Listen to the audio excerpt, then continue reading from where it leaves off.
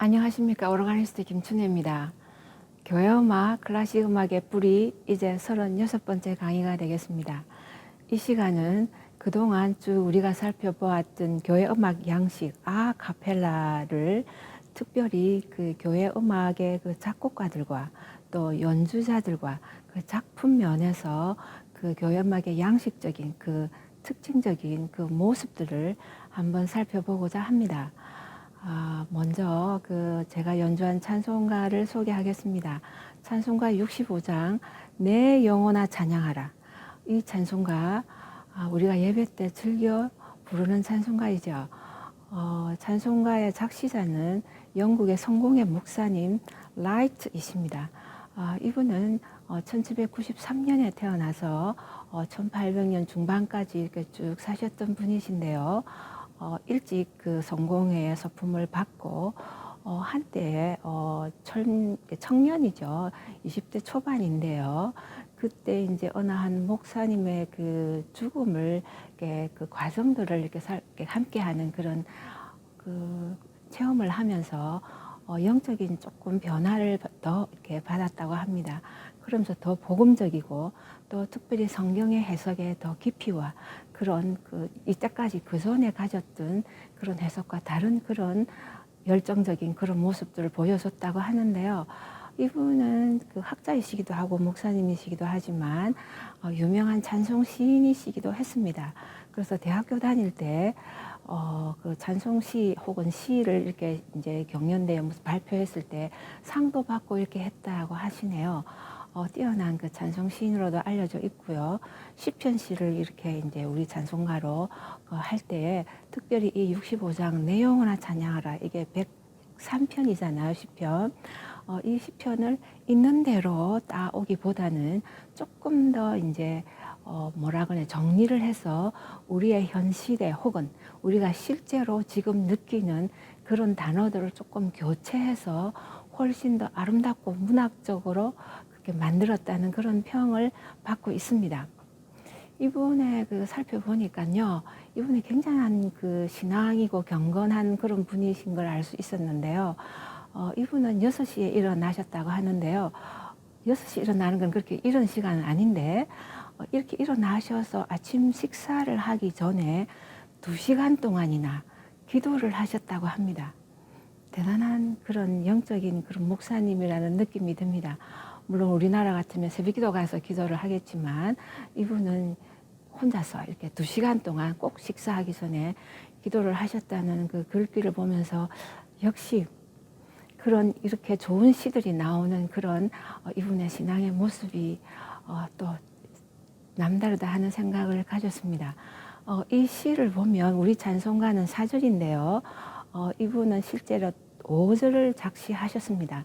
그래서 이분의 시에 4절이 빠져 있습니다. 그래서 우리나라 찬송가 4절이 이분의 시에는 5절입니다. 그리고 실제로 이분이 이제 그 시를 처음에 출판할 때도 이 4절은 선택할 수 있다 이렇게 옵셔널로 이렇게 뺄 수도 있고 편하게 선택하도록 이런 그 글을 적어뒀다고 하는데요. 이 4절이 원시의 4절이 어떤 내용이냐 하면 시편 3편에 15절 17절에 있는 귀절인데요. 우리 인생은 들의 풀과 같고 우리 인생의 그 영화는 들의 풀의 꽃과 같아. 그래서 바람이 불고 해가 나면 말라서 사라지지만 여호와의 인자하심은 영원하시다 하는 이런 귀절이거든요. 그래서 사실은 어떻게 보면 굉장히 의미 있는 그 가사인데 일반적으로는 이제 다른 외국의 찬송가도 보니까 4절로 많이 되어 있는데요. 이 라이트 목사님의 그 제안대로 빼는 경우가 많았습니다. 그렇지만 이 시가 워낙 좋아서 특별한 경우에는 이렇게 5절로 다 부르기도 하는데요. 찬양할 뿐만 아니라 우리 인생을 돌아보는 우리가 어떤 모습이 돌아보는 그런 귀절도 안에 넣었다는 게 참 의미 있다는 생각이 듭니다.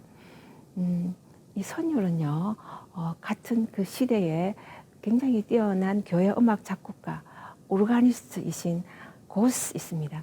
이 존 고스는 굉장히 젊을 때부터 27세로 보니까요, 그때부터 거의 47년을 거의 생애 마지막 그 가깝게까지 그 영국의 왕립 국립음악원이 있는데요. 그 왕립 국립음악원에서 교수를 오랫동안 거의 평생을 하셨던 분이십니다. 그러면서 38세가 될 때는 그 영국 런던에 있는 그 두 개의 큰 그 국가적으로 중요한 교회가 바로 웨스트민스터 교회랑 세인트 폴, 성 바울 교회가 있는데요. 이 세인트 폴 교회의 오르가니스트가 되셔서 30년 이상을, 또 이것도 거의 평생을 오르가니스트로 계셨었습니다. 이분은 그 오르가니스트 그 스승님도 굉장히 유명한 분이셨는데요. 토마스 에트우드라고, 이분은 그 모차르트의 제자였습니다. 그 이분의 그렇게 모차르트 제자의 에투드의 제자시죠, 조한 구스가.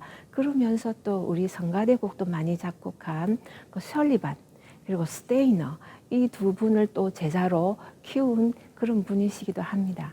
찬송가 작곡뿐만 아니라 성가대곡도 많이 작곡하셨던 조한 구스 이분입니다. 이분의 그 우리나라 찬송가는 그 세 장이 있는데요. 이 찬송가가 오리지널이고 나머지 두 장은 편곡으로 되어 있었습니다. 프란시스 라이트 이분의 경우에는 네 장이 들어 있었는데요. 그 유명한 떼저물어 주님 우리와 함께 하소서 Abide with me라는 굉장히 유명한 영국 찬송가죠. 이 찬송가도 작시하셨던 그 프란시스 라이트 목사님과 그 또 당시 대표적인 교회 음악인, 영향력이 있었던 교회 음악인 조한 구스의 이 선율과 함께 굉장히 유명한 영국에서 중요한 국가적인 행사 때 즐겨 부르는 이 찬송가거든요. Abide with me, 주님 우리와 함께 하소서 하는 이 찬송가와 함께 이렇게 귀한 찬송가를 소개해 드렸습니다. 그런데 이 찬송가의 곡조가 우리 찬송가에 보면 라우다 아니마 이렇게 되어 있거든요. 라우다는 찬양, 아니마는 영혼이죠. 라틴어로 그 시편 103편을 라틴어로 이렇게 따온 것이겠죠. 그래서 내 영혼아 하나님을 찬양하라. 그래서 원시에 보면 Praise my soul, 내 영혼아 찬양하라. King of heaven, 하늘에 계신 왕께 내 영혼아 찬양하라 이렇게 되어 있습니다. 이 찬송가에 특별히 2절을 좀 제가 소개하고 싶은데요. 우리 찬송가에 보면 환난 중에 우리가 찬양을 하는데 노하기는 더디하고 인자하심 크다 풍성하고 영원하다 이런 내용으로 이렇게 되어 있는데요. 이 원시에 보면 노하다라기보다는 꾸짖다, 나무라다 이런 단어였습니다. 우리를 나무라시는 거는 천천히 하시고 slow to chide 이렇게 해서요. 우리가 잘못할 때 바로 안 나무라시고 조금 기다려 주시고 참으셔서 이제 좀 이제는 얘기해야 되겠다 이러실 때 우리를 이렇게 하면은 안 되겠다 이렇게 이제 나무라시는 꾸짖으시는 천천히 우리를 나무라신다 하는 그런 게 있었고요. 슬로우가 나왔기 때문에 빠르게라는 그 단어가 대비되어서 있는데요. 우리 그 번역에는 어쩔 수 없이 빠져 있는데요. swift, 재빠르다 이렇게 되어 있는데요. 뭐가 빨리 하시느냐 하면 bless였습니다. 우리를 축복하시는 것은 빨리 하시고 재빨리 해주시고 우리를 나무라시는 것은 천천히 하신다는 이 귀절이 그 원시의 2절에 들어 있었는데요. 참으로 놀라운 가사여서 여러분께 소개합니다. 내 영혼아 하늘에 계신 왕께 우리가 찬양하고 항상 찬양하고 하나님의 영원하심 인자하심을 찬양하는 내 속에 있는 모든 것들아 여호와를 찬양하고 천사들과 함께 찬양하자는 이 좋은 찬송가 여러분의 그 고백이 되시기를 바라겠습니다. 간주 다시 드리겠습니다.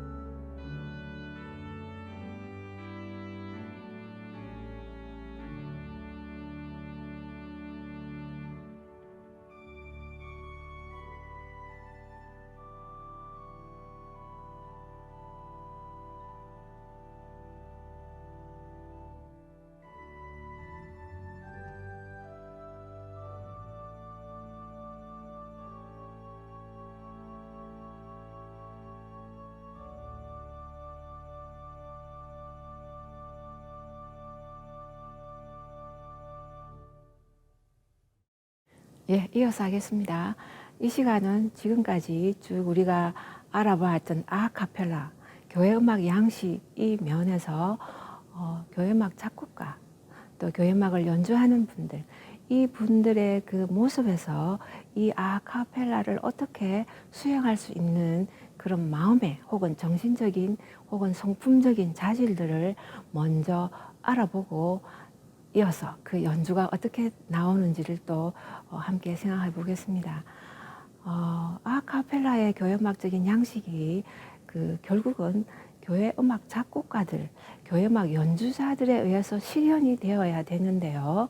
이분들의 물론 영적인, 정신적인 지난 시간에 기독교적인 정신 그리고 교회 음악의 정신 이런 걸 알아봤지만 또 이분의 인간적인 그런 성품적인 자세들을 또 알아보고자 합니다. 왜냐하면 이것은 굉장히 중요한 현실적인 문제이기 때문입니다.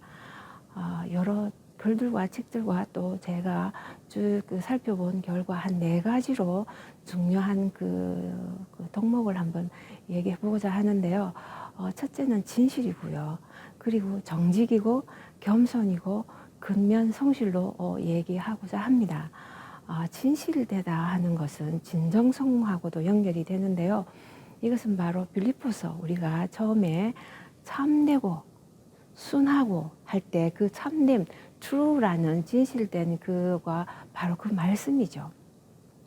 교회음악을 하는 분들이 작곡을 하시는 분들이 그 진실성이 굉장히 중요하겠죠. 어떤 가식적인 거나 혹은 본질보다는 그 이외의 것들에 더 치중을 하다 보면은 좋은 음악이 안 되겠죠. 물론 클래식 음악 작곡가에게도 중요한 덕목이기도 합니다만은 특별히 교회 음악 작곡가는 그렇다고 생각됩니다. 이 진정성, 진실됨, 하나님을 예배하고자 하는 그 음악 안에 그것을 넣고자 하는 포장하는 것이 아니라 음악 본질 자체에 충실한 최선을 다하는 그런 진정성, 진실됨을 얘기하는 거겠죠. 그러면서 바로 정직이라고도 하는데요. 우리나라가 자랑스럽게 생각하는 작곡가 중에 윤희상 씨 여러분 잘 아시겠죠? 이분이 이제 많은 제자들이 이제 와서 배우고 싶어 했겠죠.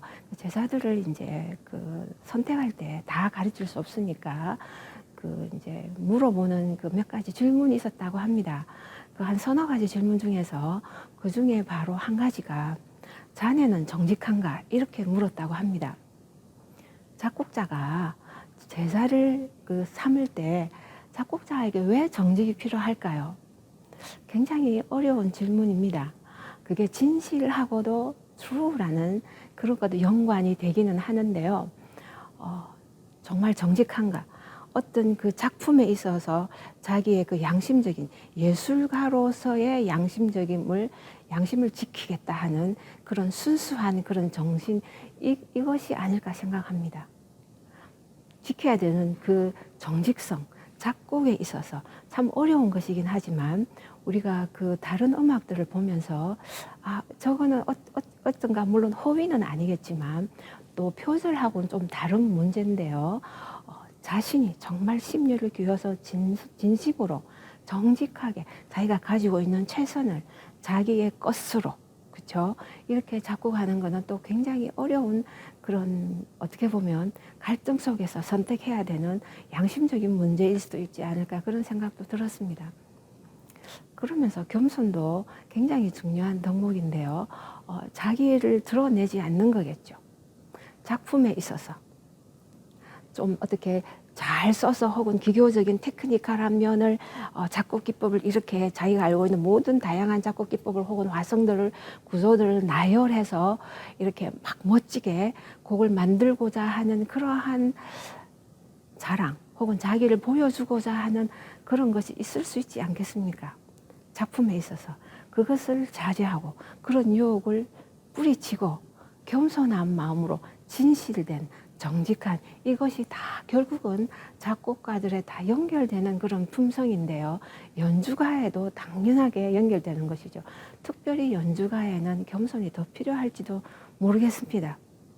작품을 연주하다 보면 자신을 드러내고 싶은 그런 뭐라 그럴까 욕심이 생기겠죠. 특히 교회음악은 사실은 예외지 않습니까? 자신이 없어져야 되는. 그래서 어떤 면에서 보면 작곡가는 굉장히 겸손한 면도 중요하지만 연주자에게도 굉장히 중요한데요. 이 연주자에게 필요한 그 겸손함을 어느 정도 통제할 수 있었던 것이 오랜 교회음악 역사에서 보면 연주가들이 보이지 않는 겁니다. 2층에 주로 위치했거든요. 성가대도 대체로 보이지 않았고 오르가니스도 보이지 않았고 기악을 해도 대체로 보이지 않는 앞쪽이라 하더라도 그 스크린이 있어서 칸막이가 있어서 성가대가 잘 보이지 않고 아니면 2층 발코니에 있어서 그래서 어떻게 자기를 드러내보고자 하는 것이 많이 통제가 될 수 있는 어느 정도 도움이 됐었지만 현대에 와서는 다 드러나지 않습니까?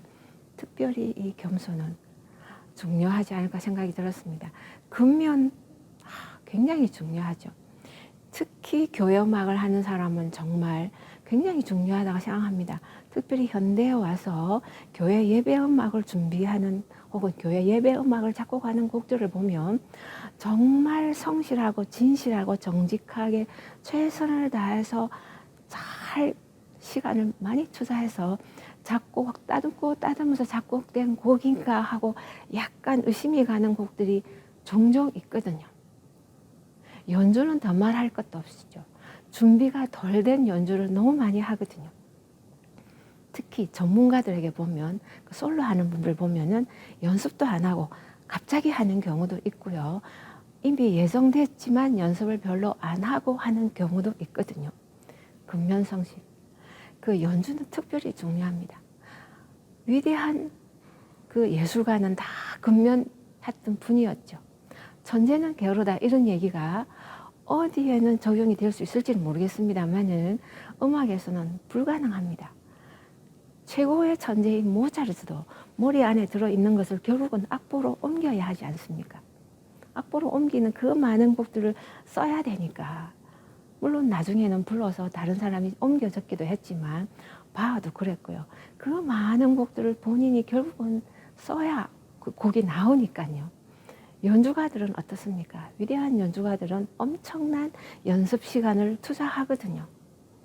이런 근면 성실로 인해서 좋은 작품과 좋은 연주가 나오는 것인데요. 교회 음악은 더 많이 해야 되지 않겠습니까? 교회 음악의 아카펠라를 수행하기 위해서는 이 교회 음악인은 진실해야 될 뿐만 아니라 그 안에서 정직으로 또 겸손함으로 하나님 앞에 특히 겸손함으로 그러면서 최선을 다하는 근면 성실이 절대적인 그런 덕목이 아닐까 생각합니다. 그렇기 때문에 이렇게 돼서 이 작품이 나오면 어떤 모습이 될까요?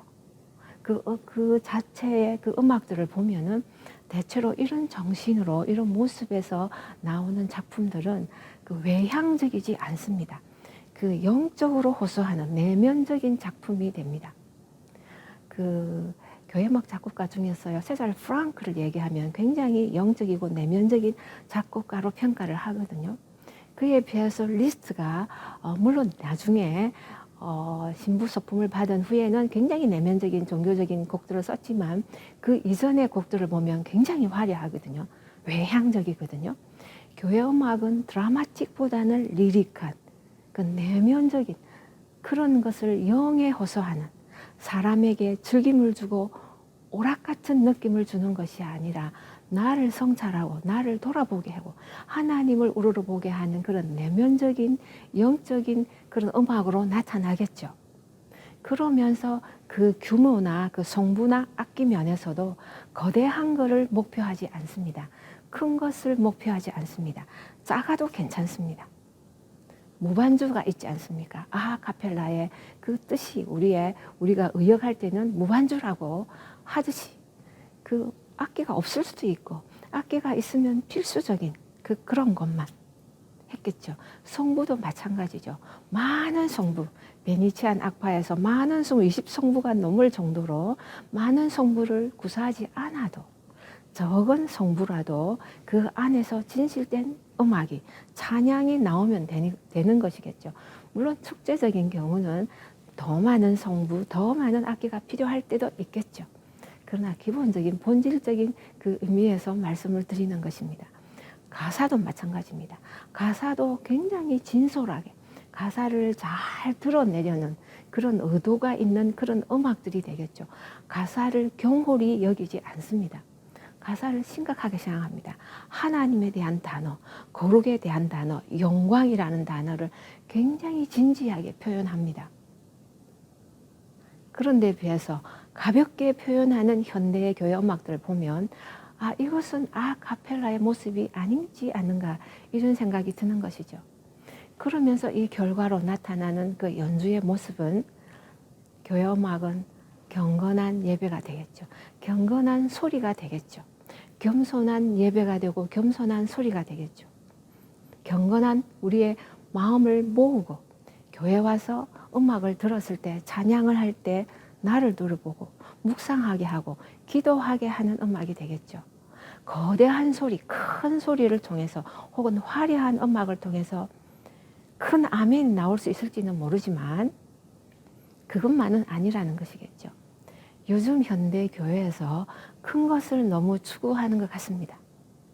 불필요하게 성가대도 큰 규모로 하고 교회를 자랑하듯이 그러면서 악기도 많은 악기를 동원하려고 합니다. 그리고 연습도 특별히 잘 돼 있지도 않는 그런 느낌도 많이 받습니다.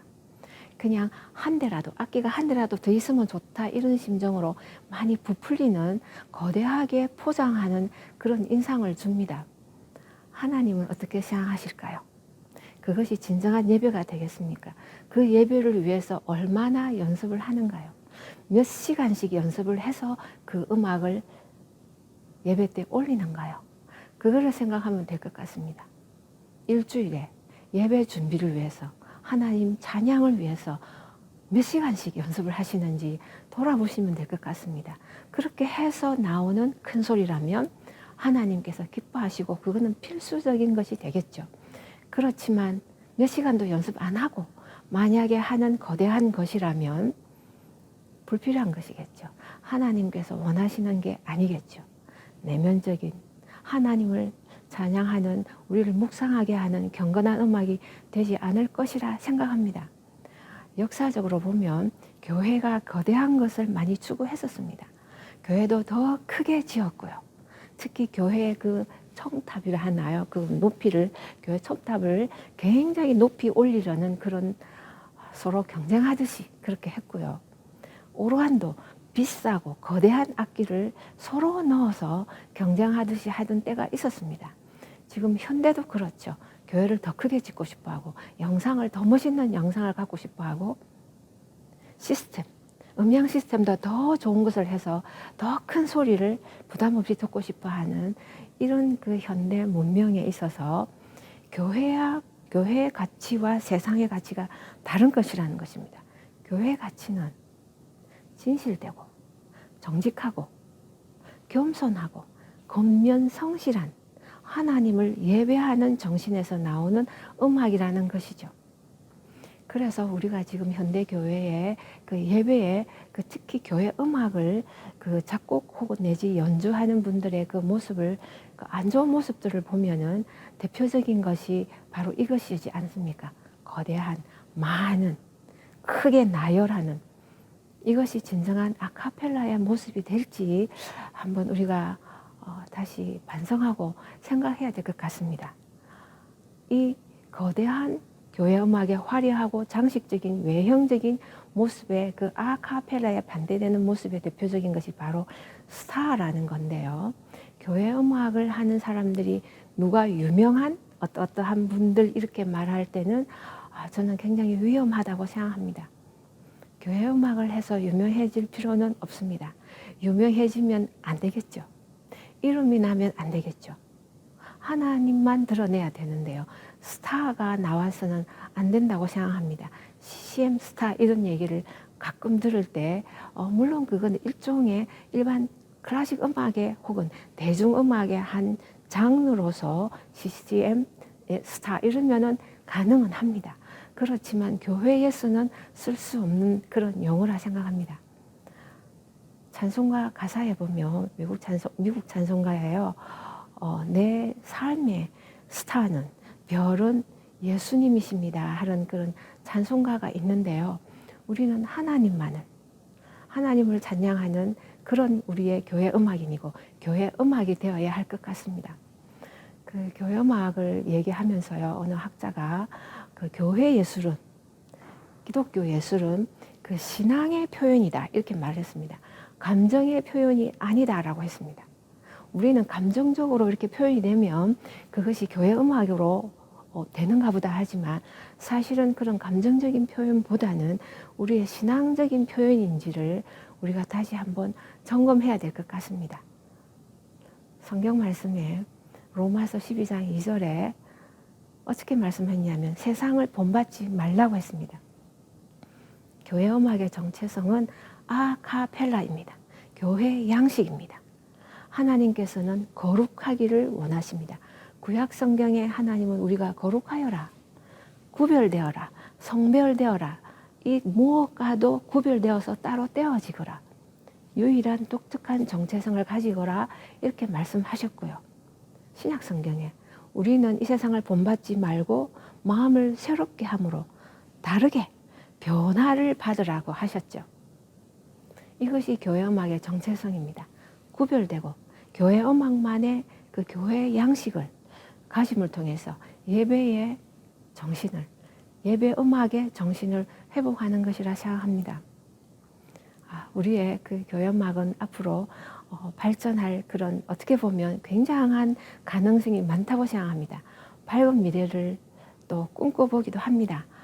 갈 길은 멀지만 교회 양식, 하나님의 원하시는 거룩함, 교회의 정체성을 우리가 가지는 세상과 다른, 교회 왔을 때 하나님의 말씀을 듣듯이 교회 왔을 때 세상 음악을 듣는 것이 아니라 교회만이 가지는 그 음악을 들을 수 있고 또 찬양할 수 있는 그러한 교회를 교회 음악을 우리가 생각하면서 부단히 노력해야 될 것 같습니다.